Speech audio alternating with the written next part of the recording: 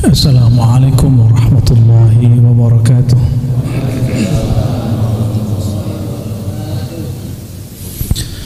Alhamdulillahilladzi bi'ilmihi wa bijamalihi satara awrati ibadihi. Asyhadu an la ilaha illallah wa asyhadu anna Muhammadan abduhu wa rasuluh. Allahumma salli wa sallim wa barik ala sayyidina Muhammad. Allahumma salli wa sallim alaihi wa ala alihi wa ashabihi wa li baitihi wa dhurriyyatihi ajma'in. Allahumma akhrijna min zulumatil wahmi wal jahli ila al ma'rifati wal ilmi, amin ya rabbal alamin. Amin. Alhamdulillah rabbil alamin. Setelah 2 bulan ya, mohon maaf baru bisa nongol lagi ya. Dengan berkah nikmat dari Allah SWT, kita masih diizinkan mengkaji hikmah-hikmah yang ditulis oleh para kekasih-kekasihnya. Dalam hal ini Imam Ibn Athaillah As-Sakandari. Tentu saja hikmah itu tidak adalah berarti kecuali karena orang yang diberikan hikmah ini mengikuti Sayyidina Muhammad sallallahu alaihi wasallam. Oleh karenanya kita kirimkan Al-Fatihah untuk baginda Nabi Muhammad sallallahu alaihi wasallam dan Imam Athaillah As-Sakandari, gurunya Abu Abbas Al-Mursi dan Imam Al-Mujaddid Al-Mujtahid fi hadzal fan Al-Arif Billah Al-Ghawth Al-Azam Abu Hasan Asy-Syadzili. Al-Fatihah. A'udzu billahi minasyaitonir rajim. Bismillahirrahmanirrahim.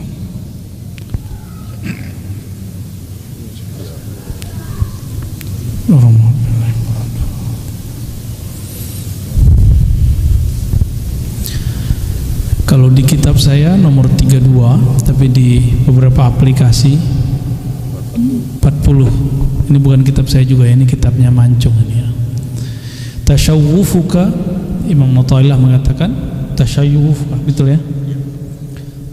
Tasyawwufuka ila ma batana fika min al-uyub khairun min tasyawwufika ila ma hujiba anka min al-ghuyub.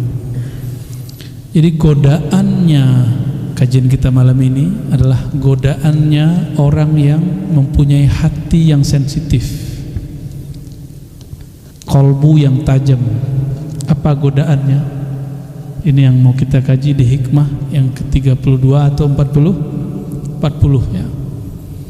Tasyawwufuka itu berarti kecenderunganmu ingin mengetahui ila ma batana fika minal uyub,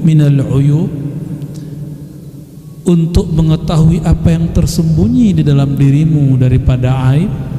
Khairun, lebih baik, min tasyawwufika ila ma hujiba anka minal ghuyub, daripada engkau disingkapkan alam gaib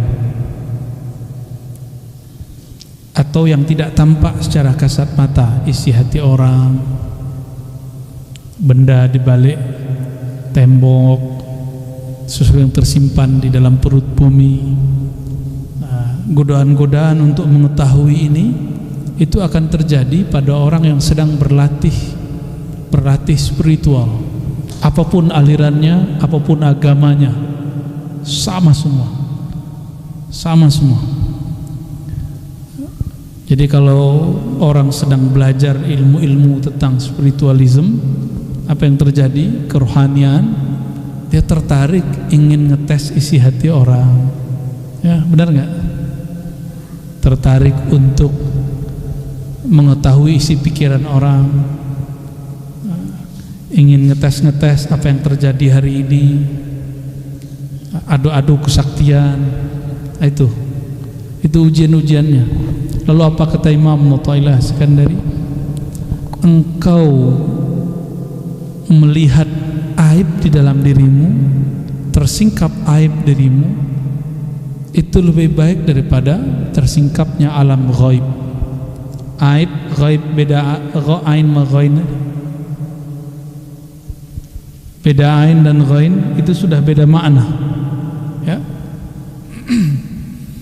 Ternyata kebanyakan orang memandang dirinya nggak punya aib, memandang dirinya sempurna sehingga tidak ridho aibnya dibuka. Akhirnya dia lebih sedang membicarakan orang lain karena merasa dirinya suci. Nah, ini yang terjadi di kebanyakan orang-orang yang sedang belajar ilmu-ilmu kerohanian ya. Bahkan baru belajar fikih aja begitu.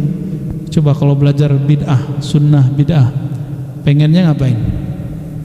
Bidahin orang, ya kan? Belajar ilmu akidah, pengennya ngapain?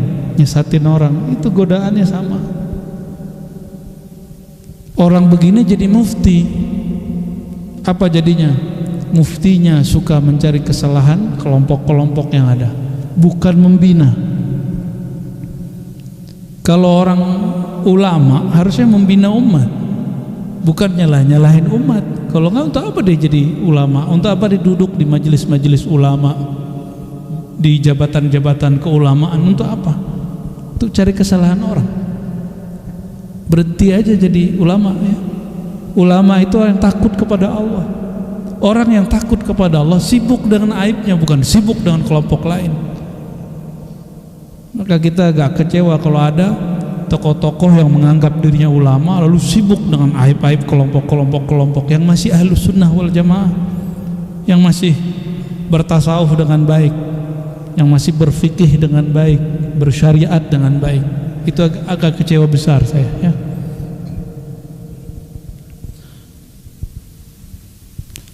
Jadi kalau antum belajar hadis, senangnya merhatiin hadis si ustad. Nanti ada beberapa hadis dibaca, dhaif gitu. Belajar nahu, apa godaannya? Kalau belajar nahu, mencari kesalahan imam atau khatib atau ustad saat baca. Ya namanya lisan, kadang-kadang ada saatnya kita salah. Bener gak? Ya, apalagi bahasa Arab rumit. Kadang u dibaca a dibaca i, itu agak rumit. Nah, kesalahan begini tidak menjadi standar ketika seseorang itu kecuali berulang ya.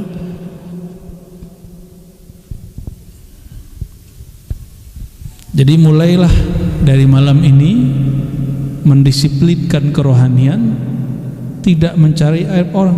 Maka di dalam maksurat kita istighfar itu didetailkan pada diri sendiri, bukan pada orang lain. Maka berdoalah, ini doa, ya Allah tutuplah aib saudaraku dari pandanganku. Coba doa begitu setiap hari. Tutuplah aib saudaraku, apalagi guruku, dari pandanganku. Sempat doa gitu enggak? Maka saya kalau ada ustadz yang bahkan dia nyerang saya sebelumnya, kita dengarkan dia lagi kena musibah, kena aib, kena tuduh, saya nggak mau nonton Pak, sama sekali nggak mau tonton. Kita skip, maka kita doakan, ya Allah kuatkan dia. Nggak enak aib dibuka, itu nggak enak. Nah, ilmu ma'rifat itu dan keramat itu aurat, bahkan aib jika dibuka mesti dibungkus. Kita punya aurat nggak Pak? Mau nggak auratnya dikeluarin? Mesti dibungkus. Oke? Maka kajian ma'rifat mesti dibungkus dengan dalil, baru boleh ditaruh di luar. Ya. Dan sejauh ini kita sedang selalu berusaha untuk itu. Jika ada yang kurang tepat, silakan kasih tahu. Ya. Nanti mana yang kurang tepatnya kita benerin. Kecuali antumnya yang kurang tepat memahami. Ya. Itu lain cerita itu, ya.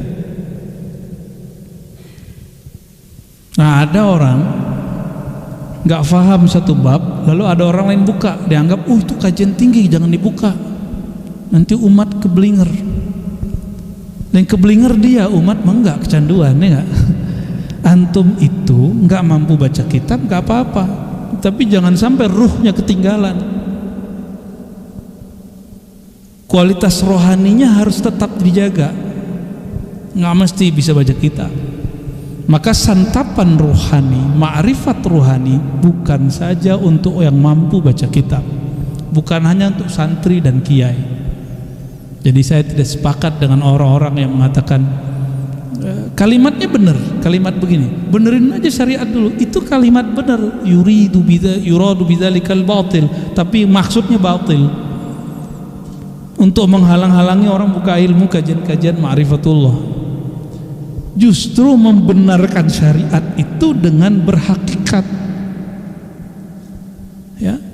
Supaya syariat itu terisi, maka syariat harus diisi ruhnya. Ruhnya itu adalah hakikat dan ma'rifat. Kalau enggak hambar.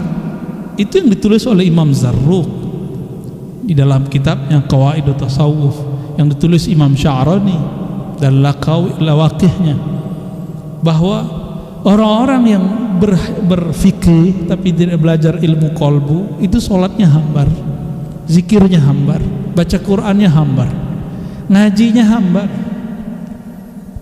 nggak ada rasanya, puasanya juga hambar, terasa jadi beban. Ini yang dikatakan oleh Sidi Syekh Abdul Qadir Jilani dalam Ghunya. Kalau belum sampai pada tahapan murad itu orang berma'rifat, maka rasanya masih beban kalau beramal. Tapi kalau sudah murad, jadi murid sama murad, bedanya apa? Murid sama murad. Murid itu berusaha melawan malas, melawan ngantuk, melawan bosen. Itu murid. Kita semua ya, benar nggak? Benar ya?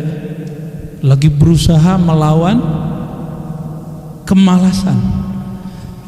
Sedangkan al-murad, orang-orang yang sudah dikehendaki Allah mendapatkan ma'rifat, jauh aja dikejar. Kalau antum masih murid, ya, datang tapi rasanya berat, ngeluh, susah amat sih kan nikmat japos ini, ya, masuk ke dalam gang, ya, kegores-gores lagi, ya, ribet ya.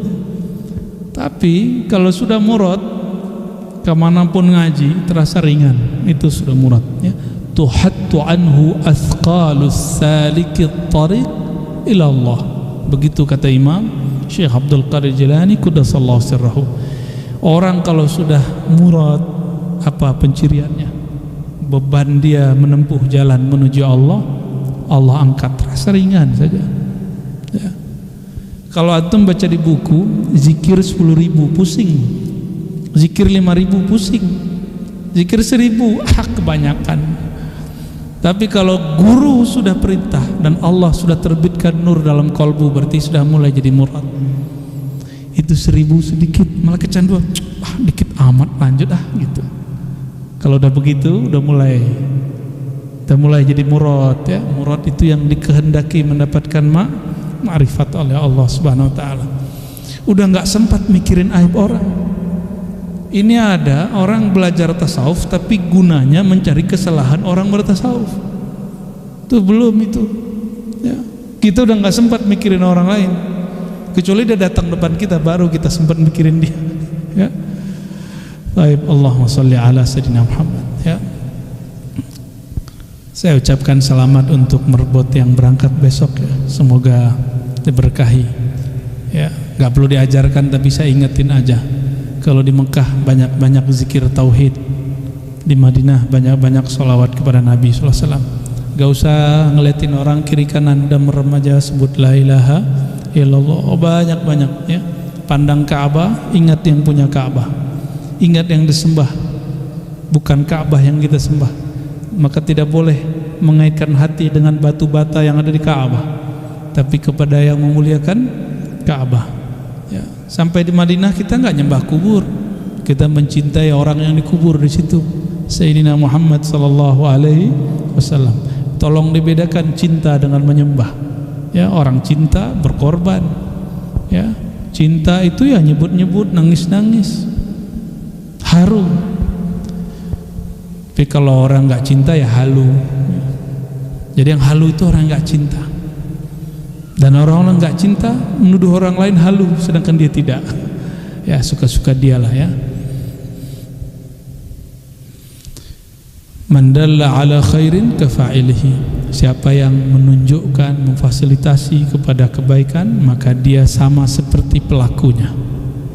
Nah, Jadi siapa saja yang membantu orang berangkat haji, umroh, bisa ibadah, bisa berdakwah, bisa ngimamin, itu pahala. Yang berangkat, yang azan siapa nih? Yang muazin, yang imam, merbot, yang bersih-bersih semua segala macam. Insyaallah kita dapat pahala memberangkatkannya dan keberkahan dari amalannya, ya. Amin ya rabbal alamin. Itulah rezeki. Rezeki itu bukan sebanyak gaji. Rezeki itu tergantung pemberian Allah yang Maha memberi rezeki, ya. Man dalla ala khairin kafa'ilihi. Jadi bapak-bapak jangan kalah, ya. Bulan depan bapak-bapak yang patungan, ya. Ya, masa kalah sama ibu-ibu? Itu karena ibu-ibunya rajin ngaji, bapak-bapaknya sok sibuk bekerja, ya. Sok sibuk, tar keburu meninggal, ya. Al-haqqu laisa bimahjubin. Hikmah yang berikut ini temanya sudah lain, tentang kenapa sulit berzikir itu. Yang sulit itu Allah yang terhijab atau kita yang terhijab? Allah yang terhalang atau kita yang terhalang? Allah yang sulit atau kita yang sulit? Maka dijawab oleh Allah Subhanahu wa taala, oleh Imam Athaillah Skandari dengan kalimat al-haqqu laisa bimahjubin. Allah al-haq, yang maha hak. Al-haq itu digunakan dengan kata hijab, itu menunjukkan al-haq itu yang maha real. Dulu di Pakistan ada seorang filosof namanya Muhammad Iqbal, ya, bukunya bagus sekali, Islamic Thought, berbicara tentang bagaimana mereformasi pemikiran Islam di zaman Islam sedang runtuh. Silakan dicari bukunya, ya. Dan dia termasuk orang yang meluruskan cara berpikir beberapa filosof Prancis mengenai Islam dan konsep ketuhanan, ya. Muhammad Iqbal itu menyebut Allah al-haq, lalu beliau mengerti, oh inilah alasan kenapa dulu Al-Hallaj mengatakan anal haq. Anal haq itu bukan aku Tuhan, tapi kata Al-Hallaj, aku sekarang menjadi real, benar-benar real, hakiki, bahwa aku seorang hamba yang hina, hanya Allah yang betul-betul ada. Itu makna dari Muhammad Iqbal, ya. Wa innamal mahjub anta anin nazari ilaih. Yang terhijab itu bukanlah Allah, karena Allah tidak mungkin terhijab. Apa arti hijab? Penghalang. Apakah mungkin Allah dihalangi oleh sesuatu? Wujud Allah itu bukan benda, bukan juga benda itu jisim. Jisim itu lawannya, ada jauhar, ada arad. Bukan arad. Arad itu karakter, kondisi, sifat yang melekat pada benda. Kalau ada kursi, mesti ada tempatnya kursi. Maka tempat itu namanya arad, kursi itu jisimnya. Paham, ya? Ada wajah, ada indah, cantik, tampan. Wajah bentuknya itu, nah bentuk wujud itu ada 3 jenisnya. Ada wujud yang hakiki, bentuknya ada bendanya. Ada wujud fil azhan, dalam fikiran. Maka coba merem, kelihatan gak Monas? Kelihatan. Maka itu namanya wujud fil azhan. Seandainya masjid di Majapos ini hancur, masih kebayang gak di kepala? Masih. Ada kawan kita yang sudah meninggal, ingat 1 orang aja tuh, masih ada kan di kepala? Masih ada. Namanya wujud fil azhan, yang membagi ini Imam Ghazali, ya. Ada wujud fil a'yan, realitas. Yang ketiga wujud fil lisan, wujud dalam bentuk ungkapan nama. Maka setiap wujud ada namanya, setiap yang ada mesti ada namanya. Nah, Allah itu wujudnya bukan wujud benda, maka dia tidak mempunyai karakter tempat, tidak perlu ada arah. Jadi yang meyakini Allah ini berarah atas, bawah, kiri, kanan, dia terjebak menjisimkan Allah, membendakan Allah. Dan itu pantangan aulia-aulia Allah Subhanahu wa ta'ala. Lalu bagaimana dengan hadis perempuan yang mengatakan fis sama, Tuhan di langit? Itu mesti ditakwil ya. Atau dikembalikan ke makna hakiki dari kata sama. Sama itu sumuh, suatu yang tinggi. Allah itu maha tinggi. Orang Arab kalau ngomong fis sama berarti suatu yang maha tinggi. Kenapa hadis ini bermasalah? Kenapa mesti wajib ditakwil? Karena si perempuan diriwayatkan dia nggak bisa ngomong. Kok di hadis itu dia ngomong fil sama? Berarti hadis ini muttarib, ya? Kok bermasalah hadisnya?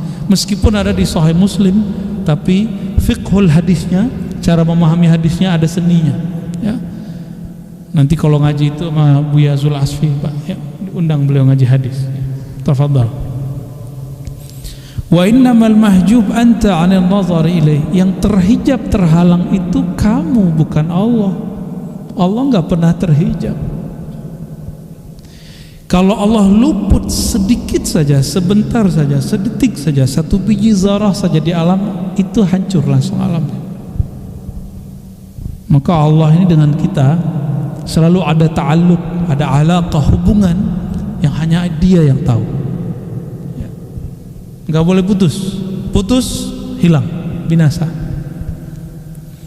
Idz law hajabahu syai'un lasatarahu ma hajabah.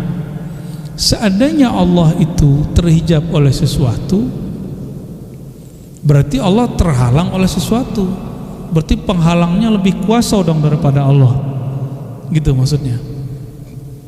Walau kana lahu sa'irun lakana liwujudihi hasirun. Wa kullu hasirin li syai' fa huwa lahu qahirun, ya. Seandainya Allah itu bisa dibatas-batasi, dihalang-halangi, berarti Allah itu masih dikuasai, bukan menguasai. Jadi yang terhijab kita atau Allah? Kita yang terhijab. Apa yang menghijab? Persepsi. Diajak ngaji akidah, salah, ya. Hari gini masih ngaji akidah. Ajak ngaji sunnah bid'ah, salah juga. Tuh ngikutin kata-kata orang awam tuh. Enggak juga awam, kiai yang ngomong. Saya masih ingat 2000 saya mulai ngaji yang serius sekali. 2016 saya udah mulai ngaji hadis yang serius secara terbuka. Tadinya hanya ke teman-teman, ya, hanya di pesantren, hanya ke teman-teman yang di majelis. Kita bawalah kajian hadis. Hari gini ente ngaji-ngaji hadis. Itu ulama aja tuh yang ngaji begitu. Yang ngomong siapa? Ulama juga, ya. Udah saya ganti ngaji fikih, usul fikih, sunnah bid'ah kita buka. Karena banyak ulama kita minta tolong teman-teman kita yang ahlus sunnah beramal tapi nggak punya dalil. Kita jelaskan sunnah bid'ah. Apa kata kawan? Ustadz juga nih orang, ya. Diapain bagusnya ustadz ini, ya? Ngapain hari gini masih bahas sunnah bid'ah? Tuh salah lagi. Udah, menurut saya sudah khatam mengaji sunnah bid'ah, saya ganti balik ke akidah. Karena muncul orang-orang mengatakan Tuhan di langit, Tuhan di langit. Kita buka lagi kajian sifat 20. Apalagi kata orang ini kajian level tinggi, ya. Orang awam nggak sanggup. Tapi saya lihat ngaji ilmu akidah rame tuh. Kita buka daurah akidah Thahawi rame. Daurah Imam Ghazali di Bandung waktu itu rame. Belum kita ngaji di YouTube gitu, belum ada orang buat begitu. Masih rame, alhamdulillah. Nggak ada tuh saya tanya, berat gak otaknya? Otaknya jadi ini pecah nggak? Enggak, malah kecanduan. Kenapa? Ternyata selama ini antum itu terlalu dimanjakan dengan pahala-pahala dan ketawa ketiwi. Paling tinggi muhasabah, nangis. Ya kita nangis juga, muhasabah juga gitu, nggak kita tinggalin. Tapi ada sesuatu yang mesti kita olah di sini. Ini otak terlalu sayang untuk dibiarin dia nganggur, ya. Jangan dianggurin nih otak. Adakah orang lahir jadi orang alim? Ada nggak? Nggak ada. Orang lahir la ya'rif syai'an, nggak tahu apa-apa. Maka kita memilih apa ketika hidup? Itu yang disebut ikhtiar. Jadi kesempatan saya dan antum semua sama untuk mengetahui suatu bab. Jadi jangan sulit, enggak. Tergantung. Ilmu itu aurat, jika tidak dibungkus baru jadi masalah. Kan selalu kita bungkus. bungkus dengan dalil akli, dalil nakli, selalu dalil akli dengan qiyas, analog. Dalil nakli kita sebutkan Qur'annya, sunnahnya, kalam ulamanya. Dulu kalau ngaji hikam tuh santri-santri ngomong ini, lu ngaji hikam mau jadi wali. Itu saya ngomong ustad loh. Dan tidak sedikit ada kiai yang ngomong ngaji hikam ente gila nanti. Oh ternyata ini ustad nggak tahu ustad bidang apa dia nggak tahu kalau ada orang ngaji hikam tambah waras. Yang gila itu bukan hikam, ilmu hikmah, ilmu kanuragan. Banyak yang asik di alam itu. Mereka sebenarnya nggak gila, mereka cuma asik di alam itu. Udah campur-campur sama alam ini. Akhirnya udah begini, ya nggak bisa membedain antara alam zahir dengan alam batin. Maka lebih enak jadi orang biasa, ya. Ngelihat yang zahir-zahir, lalu asik dengan yang ada dalam diri. Kenapa asik dengan diri itu lebih baik? Karena orang yang memahami dirinya akan memahami Tuhannya. Orang yang paham dirinya akan paham tentang Allah Subhanahu wa ta'ala. Ya nggak usah jauh-jauh. Hikmah yang ketiga, bagaimana caranya supaya wusul? Nah ini gampang. Mau wusul nggak? Ada kesadaran bertuhan, itu namanya wusul. Sampai kepada kesadaran bertuhan, itulah wusul ilallah, sampai kepada Allah Subhanahu wa ta'ala. Bismillahirrahmanirrahim. Qala ukhruj min awsafi basyariyatik an kulli wasfin munaqidin li'ubudiyatik. Ukhruj, keluarlah kamu dari sifat-sifat kemanusiaanmu. Jangan hanya mengatakan wah kita mah manusia biasa gitu. Terus gimana? Sifat-sifat manusiawi itu jam 3 tidur tuh, itu sifat manusiawi itu. Kalau lapar makan, ya. Benar. Benar ya? Kalau lapar tidur apa makan? Ya, kalau haus minum. Apalagi ngantuk tidur tuh. Itu sifat manusiawi namanya. Kalau sepi cari teman ngobrol, ya enggak? Itu namanya sifat manusiawi. Coba sekarang yang tadi dikurangin. Kurangin tidur. Gak usah banyak-banyak, 1 jam sehari, setengah jam. Apalagi kurangin makan. Apalagi kalau kesepian jangan cari teman, cari Tuhan. Ngobrol sama diri sendiri. 3, apalagi? Kurangin angan-angan. Kalau akal jangan dikurangin, Pak. Kurang akal bahaya. Yang dikurangi apa? Angan-angan yang dikurangi. Ya. Angan-angan itu keinginan tapi nggak dimulai dengan usaha. Itu angan-angan. Yang ada usahanya disebut cita-cita. Ya. Ukhruj min awsafi basyariyati, itu baru pada bab ubudiyah. Sekarang pada bab nafsiyah. Kalau diejek orang, aslinya tersinggung nggak? Nah, antum sekarang bisa nggak tersinggung? Itu namanya basyariyah, keluar dari sifat basyariyah. Kalau lagi ada majelis, nggak dikatakan yang terhormat fulan, nggak disebut namanya, gimana? Antum nyaman biasa aja, berarti sudah mulai hilang, sudah mulai keluar. Ya. Dibully orang merasa terhina nggak? Coba nggak merasa terhina, bisa nggak? Yang penting kan kita suka berteori dari dulu. Yang penting mah di sisi Allah. Coba ente dibully, kuat nggak? Ya. Ngomong doang ya. Coba rasain masa-masa itu. Oke. Orang biasanya kalau lagi panik, sakit lalu dipanik. Ada orang bisikin, kamu datang ke sana, datang ke sana. Mau dokter, mau dukun, datang.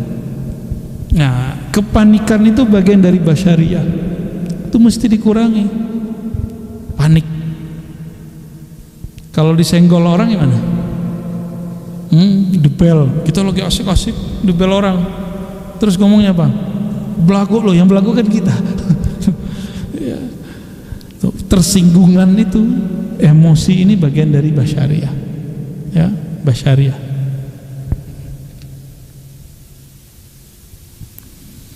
Makanya kalimatnya, kalau ingin engkau merasakan kesadaran bertuhan, pertama yang harus dicoba adalah keluar dari karakter orang biasa, gitu. Karena itulah yang menghijab kita, ya.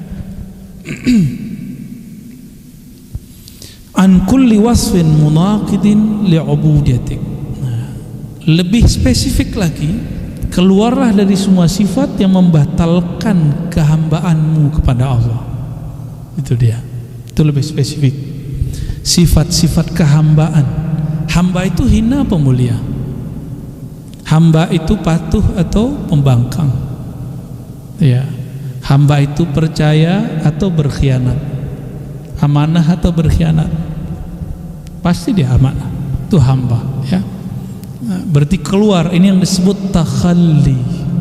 Sering kita dengar istilah takhalli. Kayak dulu dari zaman Zaidun Amzar sudah ngomongin takhalli gitu ya. Ya, coba prakteknya. Ya. Masa ada majelis 20 tahun ngaji kitab Ihya Ulumuddin tapi nggak mengajarkan talqin zikir sama sekali? Itu aneh bagi saya. Bagi saya itu aneh. Kalau nggak bisa mentalkin, kirim dia untuk ditalkin oleh mursyid siapa. Gitu kita punya prinsip. Awal-awal dulu saya buka Ihya sama Hikam, kita kalau mau talkin walaupun udah dapat ijazah, saya kirim ke orang. Jadi kita ini nggak usah kemudian menghandle semua, pusing kita. Akhirnya kasihan beberapa murid, dari mudanya dia ngaji zikir tapi nggak pernah praktek talqin zikir. Itu menyedihkan. Ya, saya sudah ketemu beberapa majelis begitu. Ya, kita sarankan kepada para kiai nggak usah gengsi untuk melepas. Itu basyariah juga, sisi basyariah dari seorang muallim. Ya, nah, jangan lagi ngomong begitu, benerin aja syariat ente lo, tutup tuh ihya'nya ya, tutup tuh hikamnya, ngapain diajarin begituan? Litakuna linida'il haqqi mujiban wa min hadratihi qariban. Supaya apa? Nah, ini yang disebut usul itu. Engkau menjawab seruan Allah Ta'ala dan engkau menjadi dekat min hadratihi, kehadiratnya. Selama ini sering nyebut hadirat. Apa arti hadirat? Kehadirat Allah apa artinya? Lihadratihi qariba. Apa arti hadirat? Kehadapan, hadir di hadapan Allah Subhanahu wa Ta'ala. Teman saya punya daftar wirid, dia kalau ngirim Fatihah ila hadratillah, diprotes oleh kawan sesama aswaja. Saya tanya balik, di hikam ada begini, wa min hadratihi qariba, dan kepada hadiratnya dekat. Boleh tuh menggunakan istilah hadirat. Cuma kalau nggak kurang pas ganti aja. Saya menggunakan istilah li ridhaillahi ta'ala. Ya. Tapi gunakan li hadratillah boleh, supaya menghadirkan rasa di hadapan Allah. Al-Fatihah kan boleh-boleh aja tuh. Bukan ngirim Fatihah kepada Allah. Allah mah nggak butuh Fatihah kita. Ya, Rasulullah butuh Fatihah antum nggak? Enggak. Maka kalau disebut ila hadrati ruhi Rasulillah SAW, Nabi nggak butuh. Kita butuh, kita kirim kepada beliau, ada nur mengalir kepada kita. Nur itu yang kita butuhkan. Terkoneksi itu yang diperlukan. Ya. Jadi hudur ya hadratillah itu hadirnya sang hakikat diri di hadapan Allah yang maha sejati. Itu yang disebut ila hadratillah itu. Ya. Hikmah terakhir ya. Aslu kulli ma'siyatin, ini terbanyak nih malam selama ngaji nih, karena 2 bulan jadi kita ngebut ya. Harusnya 2, sekarang 4 ya. 4 ya dari tadi ya. Alhamdulillah. Aslu kulli ma'siyatin wa syahwatin wa ghaflah ar-ridha 'anil nafs. Ini udah pernah kita bahas di luar. Pokok asal daripada segala maksiat. Maksiat itu terjemahan aslinya kedurhakaan. Beda dengan dosa. Dosa itu lebih spesifik. Kalau maksiat ini lebih umum. Semua kedurhakaan disebut maksiat. Wa syahwatin, syahwat yang rendah. Wa ghaflatin, dan kelalaian.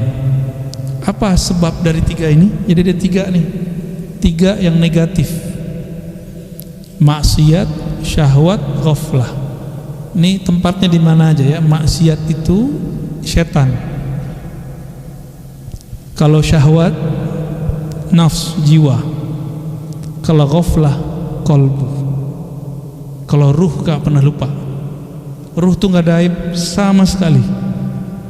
Ruh itu dengan Allah sangat dekat sekali. Jadi aqrabu ilallah, sangat dekat. Maka hakikat insan itu ruhnya. Wa laqad khalaqnal insana wa nahnu aqrabu ilaihi min hablil warid. Sungguh kami ciptakan manusia. Al-insan itu beda dengan bashar. Bashar itu sisi manusiawi, sedangkan hakikatul insan ruhnya. Kami kepada ruhnya lebih dekat daripada urat nadinya. Itu surat Qaf. Silakan dibaca. Dulu favorit kami kalau isya, salat isya. Kalau salatnya sama santri, bukan sama jamaah. Kalau sama jamaah pada kabur. 3 halaman soalnya. Surat Qaf itu 3 halaman, ya. Ya dulu ya. Itu Masya Allah.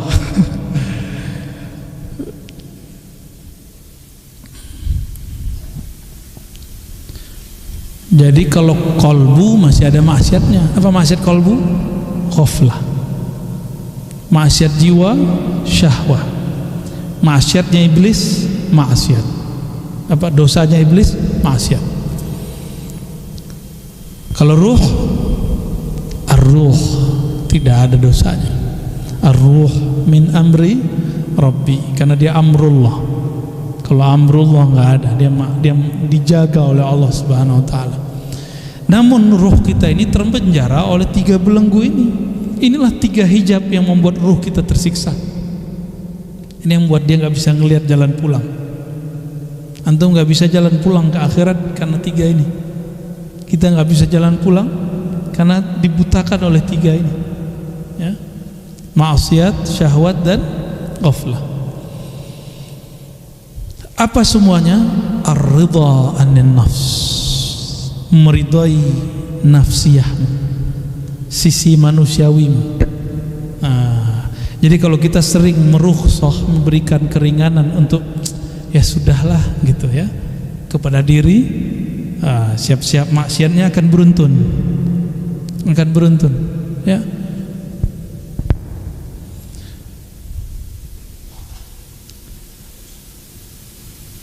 Kalau orang awam maksiatnya zahir.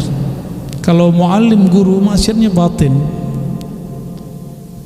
Batinnya guru itu apa? Maksiat batinnya guru, merasa alim. Ini yang paling ngeri, Pak. Itu hijab yang luar biasa. Berarti dia ghaflah. Dia lalai bahwa ada yang lebih alim dari dia. Apakah makhluk, apalagi Khalik, Allah Subhanahu wa Ta'ala.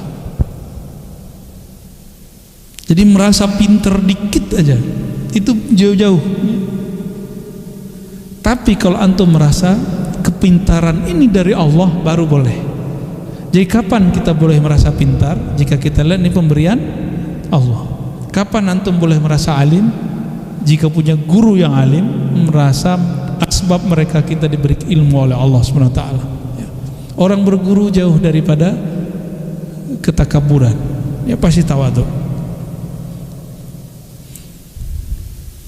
Wa aslu kulli ta'atin wa yaqazatin wa 'iffatin 'adamur ridha minka anha. Lawan dari maksiat taat, lawan dari syahwat yaqazah, sadar, ya. Lawan dari ghaflah Ini kebalik dia. Lawan dari syahwat iffah, tidak menjaga kehormatan. Lawan dari ghaflah yaqazah, yaitu sadar. Taat pada diri kita, ya. Iffah menjaga kehormatan diri pada nafs, yaqazah sadar pada qalbu. Itu adamur ridha minka anha, ketika engkau tidak meridhoinya, tidak memberi rukhsah untuk basyariah, sisi manusiawi. Jadi mulai kurangin. Jadi bertorikoh itu tidak hanya lagi ngurusin maksiat zahir semata, tapi sudah mulai maksiat yang batin. Itu kalau sudah mulai berjalan dalam dunia torikoh, ya. Kalau sudah mulai bertasawuf, nah, kita nggak akan bahas baca ini, faedahnya ini, itu nggak perlu lagi.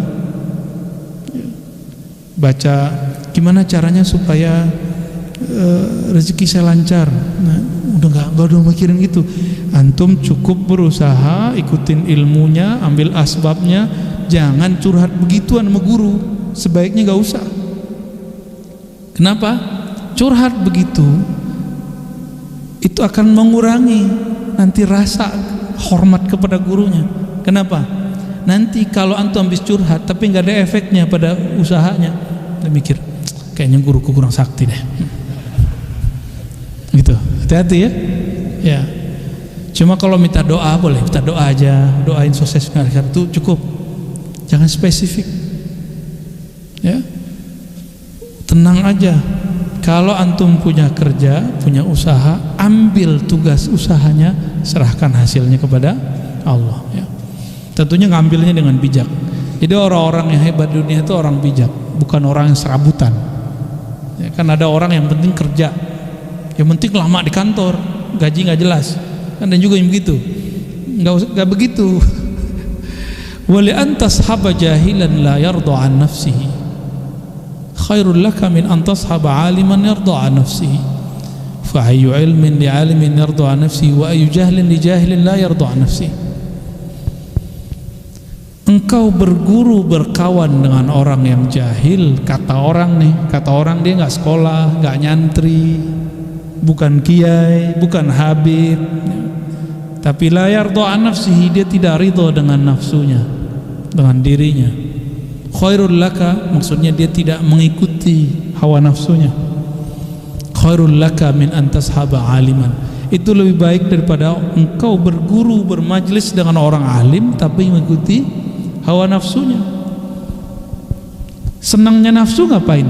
Kalau ada orang alim sono, dia omongin aib orang alim itu senangnya nafsu. Nah, majelis begitu, kata beliau, kamu berguru kepada orang jahil di sudut kampung sana lebih baik daripada engkau berguru kepada dia, walaupun dia bergelar, berlaqab, berderajat di depan mata umat misalnya. Tapi kalau omongannya begitu, la yanfa. Engkau punya guru orang yang dianggap tidak alim, tidak intelektual, tidak bergelar, tidak doktor, tidak LC, tidak MA, tidak kiai, itu lebih baik. Syaratnya satu, dia tidak mengikuti. Nah, punya guru biasa-biasa aja nggak apa-apa, ya. Kenapa? Fa ayu ilmin li alimin yarda an nafsi. Masih disebut alim nggak orang yang suka mengikuti hawa nafsunya? Kiai cari popularitas, itu ngikutin hawa nafsu. Kiai emosional mulu, itu hawa nafsu. Murid kalau marah-marah, guru kalau marah-marah, muridnya gimana? Sama. Nanti coba lihat aja, guru nih suka marah-marah, muridnya marah-marah kerjaannya. Gurunya suka zikir, muridnya suka zikir. Gurunya suka ngaji, muridnya nanti suka ngaji. Begitulah terus. Karena guru itu orang tua, dicontoh oleh muridnya. Jadi berhati-hati cari guru, ya. Wa ayu jahlin li jahilin, masih disebut jahil enggak orang yang tadi menurut antum tidak sekolah tapi dia tidak mengikuti hawa nafsunya, ya. Saya ketemu dengan seseorang dibully orang enggak balas dibully. Dibully orang enggak balas dibully. Tapi ada yang katanya hafiz Quran, sekolahnya ke luar negeri, senggol dikit di YouTube balasnya berjilid-jilid. wa ayyu jahlin li jahilin la yarda nafsi. Disitulah mata batin akan kebuka, mana sebenarnya yang alim, mana sebenarnya yang jahil. Ya, ini kita tes nih besok nanti. Disenggol orang, dimaki orang, dibully orang, di-unlike orang, emosinya ya nggak boleh emosi. Kalau ngaji hikam emosi, berarti ngaji hikamnya harus lebih banyak, bukan berhenti ngaji hikam. Kan ada yang kiai ngajar hikam marah-marah, ente masih marah-marah, masih begini, dia ngelarang orang marah tapi dia marah-marah, masih marah-marah ngaji hikam, berhenti ente ngaji hikam. Seharusnya kiai yang berhenti ngaji hikam ya. Allahumma sholli ala Sayyidina Muhammad. Jam berapa kita selesai? Boleh ada pertanyaan? Oke, satu ya. Oke, fadhal. Silakan Bapak Ibu yang ada pertanyaan atau share, kami persilakan. Angkat tangan aja. Oh, ada ibu-ibu ya, Pak. Kasih ibu-ibu. To the point aja Bu ya, tidak ada pembukaan, langsung to the point pertanyaan. Terima kasih. Assalamualaikum Buya. Saya kedua kali nanya ke Buya, mudah-mudahan Buya tidak bosan. Buya, kadang-kadang kita mengikuti mahalul qiyam atau kita dengar selawat atau kita berselawat, itu kadang-kadang kita nangis, kadang-kadang merinding, tapi kadang-kadang tidak. Itu bagaimana tuh Buya? Mohon pencerahannya. Terima kasih. Oke. Ya, Ibu cari nangis Bu. Nonton sinetron aja Bu. Ya. Terima kasih Buya. Sentuhan dalam berselawat itu tergantung hadirnya kolbu saat berselawat. Tapi ada orang yang tersentuhnya kalau yang bernasyidnya suaranya merdu. Jadi kalau nggak merdu nggak nangis. Ya, kalau gitu dengerin mahal ini aja ya.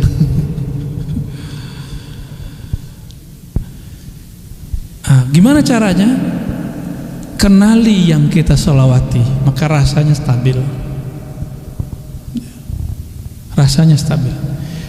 Tangisan itu bukanlah puncak dari rasa. Tangisan itu hanya hal, satu kondisi yang dia kadang datang, kadang tidak. Yang mesti sabit, tepat di kolbu, nggak berubah itu cintanya. Itu yang nggak boleh berubah. Nangisnya boleh enggak. Karena nangis bukanlah tujuan dari bersolawat. Yang dituju dalam bersolawat adalah mencintai Rasulullah SAW. Ya, disebut namanya kita solawat, disebut namanya kita merinduinya. Itu yang kita cari. Allahumma sholli wa sallim mubarik alaih. Ya, gak usah khawatir. Semua orang yang bersolawat kepadanya, hadir di majelis solawat itu Rasulullah mandang dia. Paham gak paham, yang penting husnuzon aja. Saya mau salawat ke Nabi, saya mau cinta sama Nabi. Hadir majelis maulid dipandang oleh Rasulullah SAW, dibalas oleh Rasulullah SAW.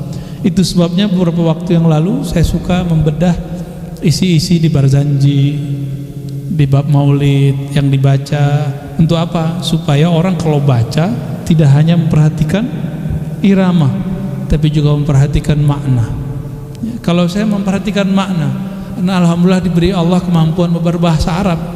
Kalau ibu misalnya nggak bisa bahasa Arab, ya kuatkan aja hubungan kolbunya dengan Rasulullah Sallallahu Alaihi Wasallam. Ya, kami kalau dengerin syair-syair Arab itu udah merinding-merinding aja, nggak perlu suara aja bagus. Ya.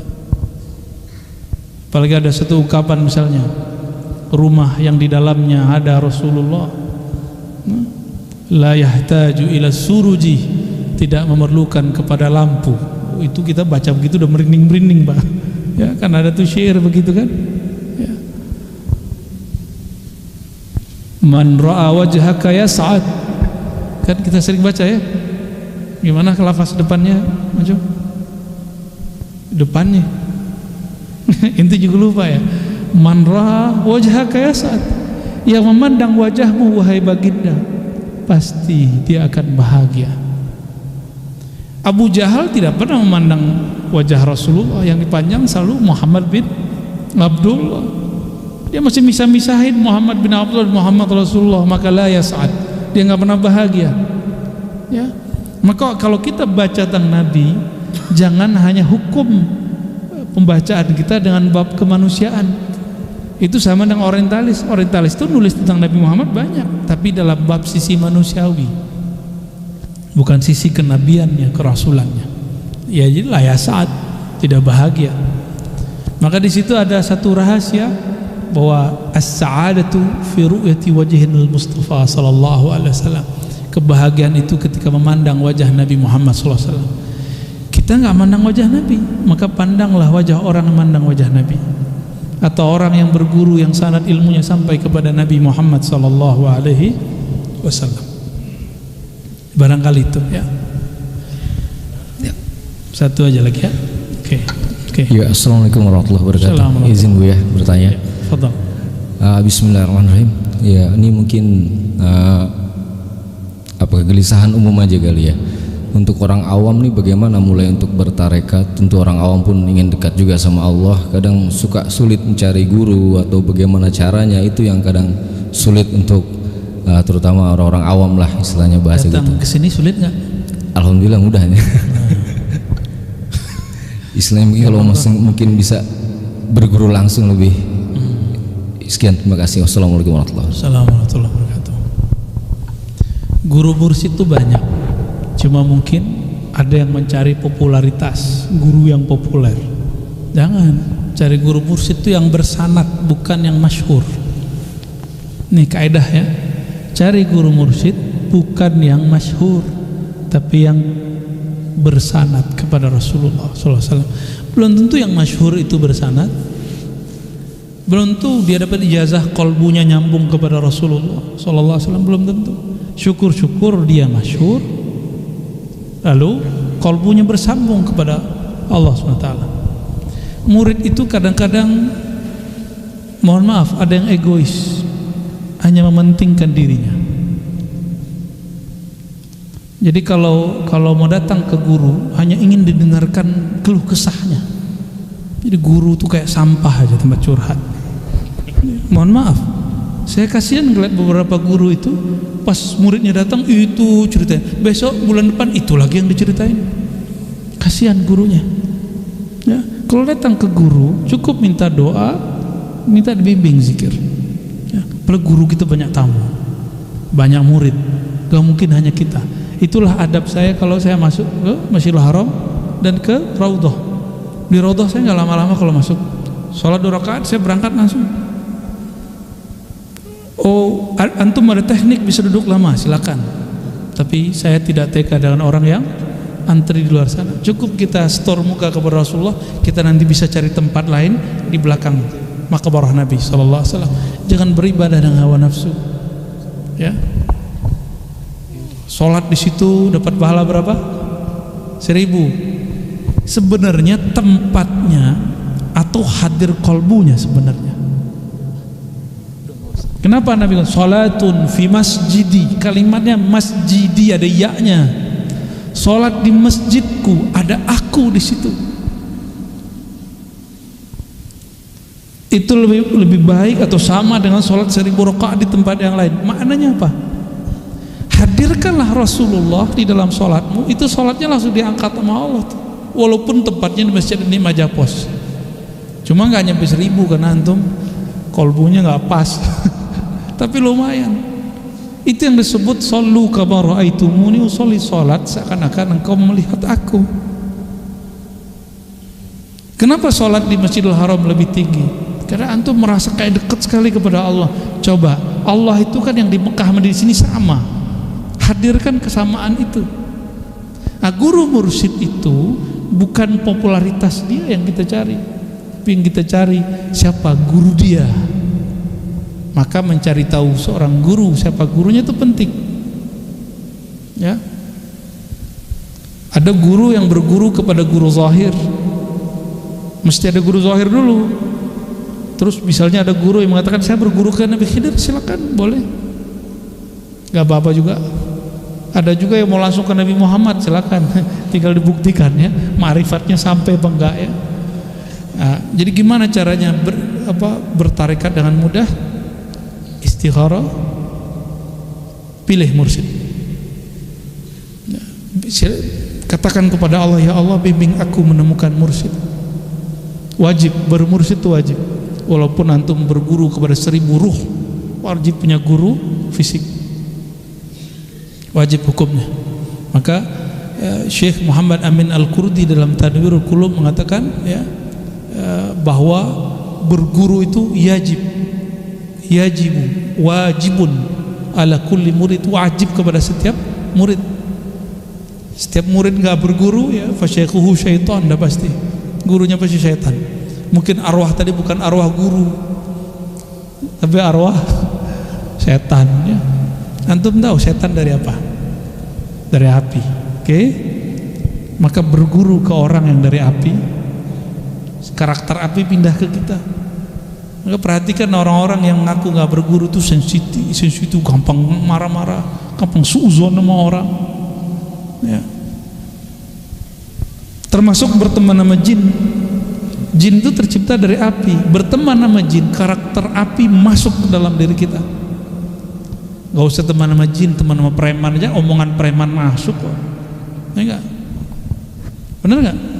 Temenan sama anak alay, kamu nanya gitu ya. Itu diulang-ulang terus di mana-mana, ya kan?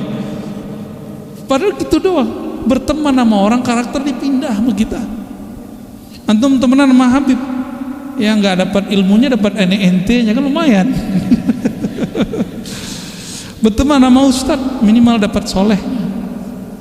Ya, Allahumma sholli ala sayyidina. Jadi wajib istikharah. Lalu tanya kepada orang alim yang mengerti bab ini, jangan nggak mengerti. Saya berguru kemana? Ya. Dan Imam Nota'ilah memastikan tidak adalah orang Allah izinkan namanya muncul sebagai seorang wali di kalangan masyarakat kecuali dia memang diizinkan Allah dia sebagai wali. Jadi nanti carilah orang-orang ini, banyak di Jakarta, banyak di Jawa Barat, banyak di Banten, banyak ya.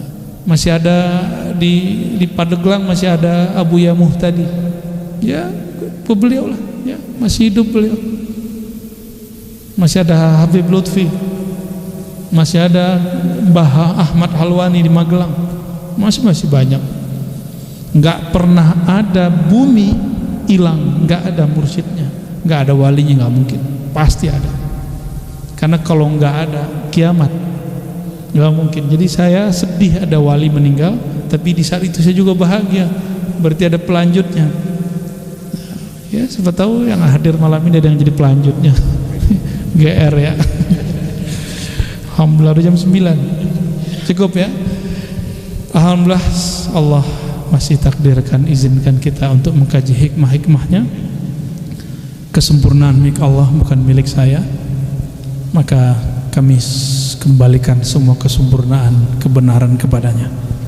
Kita bacakan surah Al-Fatihah untuk baginda Nabi Muhammad SAW dan untuk diri ruh kita masing-masing. Al-Fatihah. Bismillahirrahmanirrahim. Ya kemudian syaratul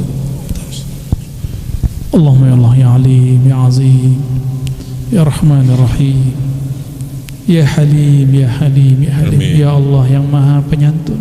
Amin. Ampuni semua dosa-dosa kami. Amin. Dosa yang kami sengaja, yang tidak kami sengaja. Amin.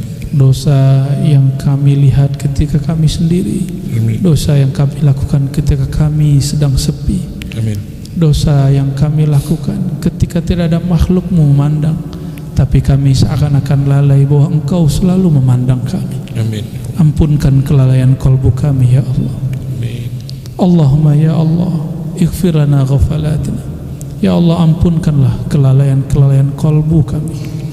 Allahumma ya Ghaffar ya Ghafur ya Sattar ustur auratina bisitrikal jamil. Amin. Ya Allah, kami dari ujung rambut, ujung ubun-ubun sampai ujung kaki semuanya ada maksiat, semuanya ada syahwat, semuanya ada ghaflah, kelalaian. Namun ya Allah, hanya keindahan sifat-Mu yang dapat menutupi semua aib kami. Amin. Allahumma ya Allah, Innaka alimun bidzati sudur. Engkau maha tahu semua yang tersimpan dalam kalbu kami. Amin.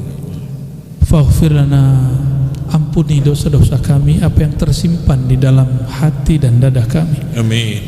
Allahumma ya Allah, dosa kami yang tidak kami sengaja, yaitu disebut nama baginda sallallahu alaihi wasallam, tapi kami tidak bersolawat. Kami kurang merinduinya, kami kurang mengharapkannya, kami kurang mengenalnya. Allahumma ya Allah, ya nur, ya man huwa nur ala nur, salli ala nurika Muhammad sallallahu alaihi wasallam. Wahai pemilik cahaya, wahai sumber semua cahaya, limpahkanlah cahaya rahmatmu kepada baginda Nabi Muhammad sallallahu alaihi wasallam, sehingga melimpah ruah juga ke dalam kalbu pikiran kami semua. Amin ya Allah. Lalu menjadi akhlak mulia dalam hari-hari kami ya Allah. Amin. Allahumma ya Allah, semua sifat-sifat tercela ada dalam diri kami. Amin. Namun malam ini kami berharap meminta ya Allah, ya Jabbar, ya Jabbar, ya Jabbar, wahai yang maha mengubah sesuatu dengan sangat mudah, yang sangat cepat dan ringan. Amin. Maka ya Jabbar, fajburna, tolonglah kami mengubah keburukan sifat kami menjadi lebih baik. Amin ya Allah. Dari pemarah menjadi penyabar, Amin. dari pembenci menjadi penyayang, Amin. dari kata-kata kasar kepada kelembutan, Amin. dari berburuk sangka kepada berbaik sangka, Amin. dari kejahilan kepadamu kepada kemakrifatan mengenal Engkau. Amin ya Allah. Dari kerasnya hati sulit berzikir menjadi lembut, gampang tersentuh berzikir. Amin. Allahumma a'inna ala dzikrika wa syukrika wa husni ibadatik. Amin. Allahumma ya Allah, bantulah kalbu ini, lisan ini, tubuh ini untuk mengingat Engkau. Amin. Namamu sangatlah berat ya Allah. Amin. Namun Engkau menyuruh kami menyebut nama Engkau ya Allah. Amin. Fa'inna ya Rabbana, maka bantulah kami menyebut namamu ya Allah. Amin. Faj'alna minal mukthirin al-mufarridin, maka jadikan kami orang yang banyak mengingat Engkau ya Allah. Amin ya Allah. Ya Allah, bagaimana mungkin kami mengingat Engkau ya Allah, sedangkan fikiran kami tidak sanggup membayangkan Engkau ya Allah. Maka bantulah ruhani kami mengenang pertemuan alastu bi rabbikum ya Allah. Allahumma ya Allah, wa'inna ala syukrika wa husni ibadatik. Kami malu memohon minta rezeki ya Allah, tapi kami meminta ya Allah, bantu kami mensyukurimu ya Allah. Amin. Tentu tiada syukur kecuali karena Engkau memberi ya Allah. Amin. Fa'inna ala syukrika, fa'inna ala syukrika. Maka jadikan kami hamba yang banyak bersyukur ya Allah. Amin ya Allah. Allahumma ya Allah, a'inna ala husna ibadatik. Amin. Bantulah kami ya Allah untuk membaguskan, menyempurnakan kehambaan kami kepada Amin, Engkau ya Allah. Allah. Memaguskan kehinaan kami di hadapan Engkau ya Allah. Amin. Allahumma rabbana atina fid dunya hasanah wa fil akhirati hasanah wa qina adzabannar. Amin. Ya Allah, kebahagiaan darimu ya Allah, melalui Rasulmu ya Allah. Bantulah kami di dunia mengikuti sunnah-sunnah Rasulmu ya Allah. Wa tawaffana ala millati Rasul. Amin. Wafatkan kami dalam menjalani, dalam memperjuangkan agama kekasihmu Rasulullah sallallahu alaihi wasallam. Ajirna minan nar ya Rabb, bebaskan kami dari neraka-Mu, siksa-Mu ya Allah. Amin. Wa sallallahu ala sayyidil wujud sayyidil qaunain sayyidina Muhammad wa ala alihi wa ashabihi wa li baitihi wa dhurriyyatihi ajma'in walhamdulillahi rabbil alamin.